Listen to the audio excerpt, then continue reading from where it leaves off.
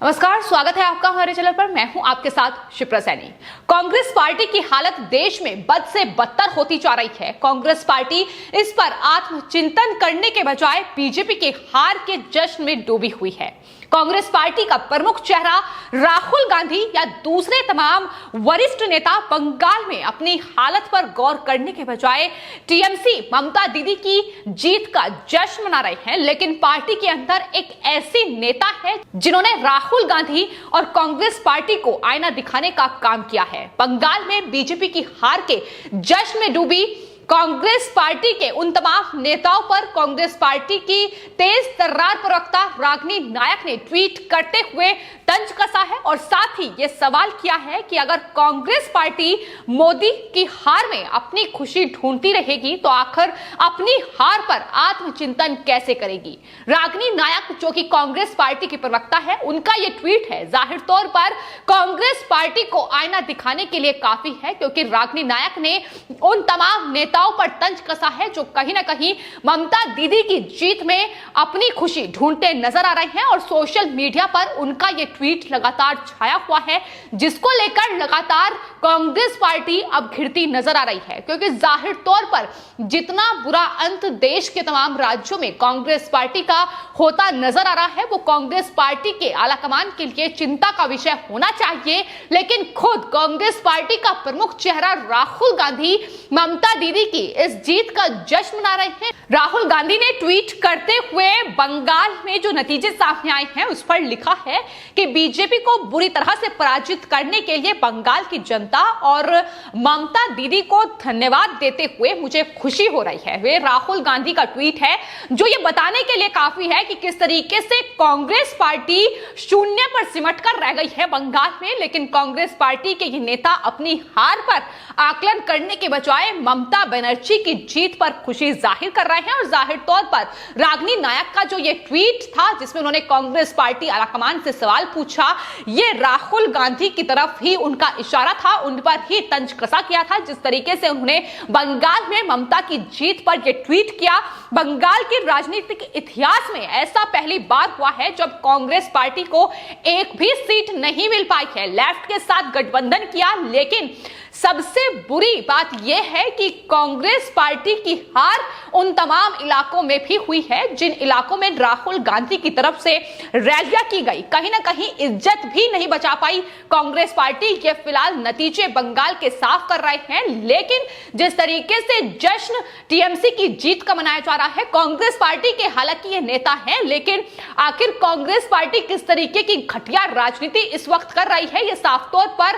Congress party के तमाम नेताओं के ट्वीट साफ तौर पर जाहिर कर रहे हैं।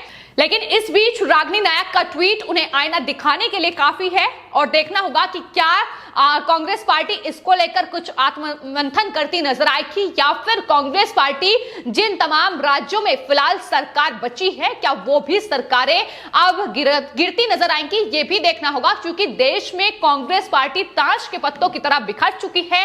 तमाम वो राज्य जहां पर अभी तक कांग्रेस पार्टी की सरकार थी, एक के बाद एक वो राज्य हाथों से निकलते नजर आ रहे हैं। और पश्चिम बंगाल में अगर बात की जाए तो लेफ्ट के साथ मिलकर उन्होंने चुनाव लड़ा, लेकिन किस तरीके से बुरी हार, किस तरीके से अपनी इज्जत भी कांग्रेस पार्टी नहीं बचा पाई, ये जाहिर तौर पर नतीजे बयां कर रहे हैं। शून्य पर सिमट कर रह गई है और यही कांग्रेस पार्टी पिछले 2016 के विधानसभा चुनाव की अगर बात की जाए तो कहीं ना कहीं 40 से ज्यादा सीटें हासिल की थी। लेकिन फिलहाल किस तरीके से 2021 आने तक ये पूरी तरीके से ताश की पत्तों की तरह धराशायी हो चुकी है और दूसरी सबसे बड़ी पार्टी पश्चिम बंगाल में बीजेपी बनकर उभरी है। और यही वजह है कि कांग्रेस पार्टी के ये तमाम नेता जो कहीं ना कहीं कांग्रेस पार्टी से बागी चल रहे हैं, वो लगातार राहुल गांधी और कांग्रेस पार्टी पर निशाना साध रहे हैं। संजय झा कांग्रेस से निष्कासित चल रहे हैं, उन्होंने भी बंगाल चुनाव पर अपनी प्रतिक्रिया दी है। संजय झा ने कहा है कि मेरी सबसे बड़ी निराशा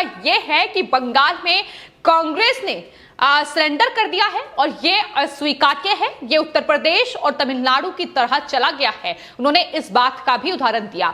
ना सिर्फ बंगाल बल्कि आपको बता दें इसके अलावा केरल, जहां पर तमाम कोशिशें राहुल गांधी की तरफ से की गई कि किस तरीके से मछुआरों की बात कर किस तरीके से वहां की जनता के बीच पहुंचकर वहां की जनता को साधा जा चुके, लेकिन केरल में भी एक बुरी हार कांग्रेस पार्टी की होती दिखाई दी। इसके अलावा तमिलनाडु में जरूर जीत हासिल की, लेकिन वहां भी कहीं ना कहीं दूसरे नंबर पर देख सकते हैं, क्योंकि गठबंधन में जीत हासिल की है लेकिन जूनियर कहीं ना कहीं वो रही है। तो कांग्रेस पार्टी अगर तमिलनाडु में अपनी जीत का जश्न मना रही है तो कहीं ना कहीं ये उनके लिए बड़े झटके के तौर पर ही है, क्योंकि तमाम वो राज्य जिनमें कांग्रेस पार्टी की सत्ता हो सकती थी लेकिन उनके हाथों से लगातार फिसलते नजर आ रहे हैं। लेकिन इस हार पर आत्मचिंतन करने के बजाय जो बीजेपी की हार का जश्न कांग्रेस पार्टी के ये तमाम नेता मना रहे हैं, उन्हें दरअसल इस बात पर गौर करना चाहिए कि उनका देश में क्या हश्र लगातार चुनावों में होता नजर आ रहा है। तो फिलहाल देश में कांग्रेस पार्टी भले ही अब लगातार कोरोना संकट को लेकर राजनीति करती नजर आ रही हो, लेकिन इस घटिया राजनीति का जवाब अब देश की जनता ने कहीं ना कहीं इन विधानसभा चुनाव में दे दिया है। न सिर्फ विधानसभा चुनाव बल्कि उपचुनाव के नतीजे भी जो सामने आए हैं उसमें भी साफ तौर पर कांग्रेस पार्टी को एक बड़ा झटका लगा है। कांग्रेस पार्टी अब पूरी तरीके से सिमटती नजर आ रही है और बीजेपी के सामने दूर दूर तक कोई टिकता नजर नहीं आ रहा है। हालांकि कांग्रेस पार्टी की ओर से तमाम 4 राज्य और केंद्र शासित प्रदेश पुदुचेरी में कोशिश की गई कि किस तरीके से सत्ता में लौटा जा सके, फिर चाहे बात असम की हो, केरल की हो या फिर तमिलनाडु की हो।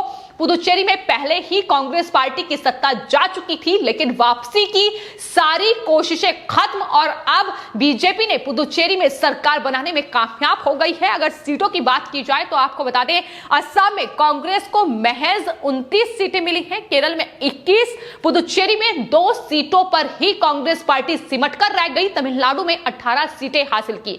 तो काफी चुनाव प्रचार केरल में राहुल गांधी की ओर से किया गया। प्रियंका गांधी ने भी उनके साथ चुनाव प्रचार किया, लेकिन जनता को नहीं साध पाए राहुल गांधी। प्रियंका गांधी वाड्रा अब भले ही उत्तर प्रदेश और गुजरात की तैयारियों में जुटे हों, लेकिन ये हार बता रही है कि जनता के बीच जगह बनाने में पूरी तरीके से नाकामयाब साबित हो रहे हैं, क्योंकि तमाम वो मुद्दे जिसको लेकर कांग्रेस पार्टी ने घटिया राजनीति करते नजर आए हैं, फिर चाहे वो किसान आंदोलन को लेकर हो, जिस तरीके से नए कृषि कानूनों का विरोध करते हुए और जिस तरीके से उन्होंने देशद्रोही का साथ दिया, तो यही तमाम साफ संदेश अब कांग्रेस पार्टी को जा रहा है कि कांग्रेस पार्टी में आलाकमान की जरूरत है, लेकिन आलाकमान नहीं है।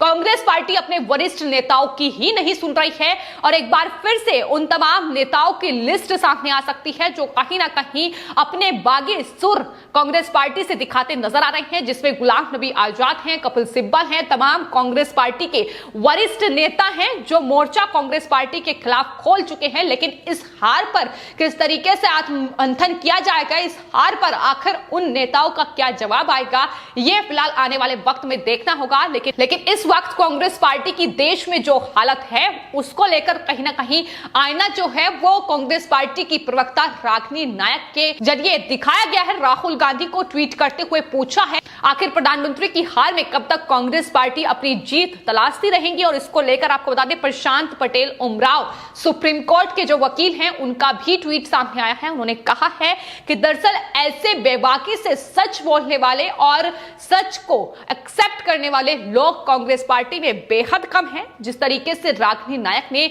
यह साहस दिखाया है कि दरअसल कांग्रेस पार्टी जिस तरीके से बुरे हालात में, बुरे दौर से इस वक्त कहीं ना कहीं देश में गुजर रही है, उन्हें भी इस बात का इल्म है कि दरअसल किस तरीके से कांग्रेस पार्टी पूरी तरीके से बिखर चुकी है और उससे वापस उस पटरी पर लाना उनके लिए बेहद मुश्किल होगा। लेकिन अफसोस ये है कि राहुल गांधी, प्रियंका गांधी वाड्रा, सोनिया गांधी, ये तमाम कांग्रेस पार्टी के वरिष्ठ नेता इस बात को नहीं समझ पा रहे हैं आखिर आने वाले वक्त में उत्तर प्रदेश और गुजरात जैसे राज्यों में अपनी जो नाव है वो आखिर किस तरीके से चला पाएंगे, ये फिलहाल सबसे बड़ा सवाल इस वक्त बना हुआ है। लेकिन बीजेपी के सामने नहीं टिक पा रही है कांग्रेस पार्टी। ये फिलहाल स्थिति जिस तरीके से बनी हुई है इससे साफ हो जाता है। और पश्चिम बंगाल में हार, मतलब कांग्रेस पार्टी जहां पिछले चुनाव में कई सीटें हासिल कर रही थी और इन चुनाव में लगातार सिमट कर रह गई है। राहुल गांधी की फिलहाल स्थिति यह है कि राहुल गांधी अपनी पार्टी को कहीं ना कहीं बचा पाने में भी कामयाब नहीं होते नजर आ रहे हैं। फिलहाल आपकी इस पूरे मामले पर क्या राय है, हमें कमेंट बॉक्स में जरूर लिखें और चैनल को सब्सक्राइब करें। धन्यवाद।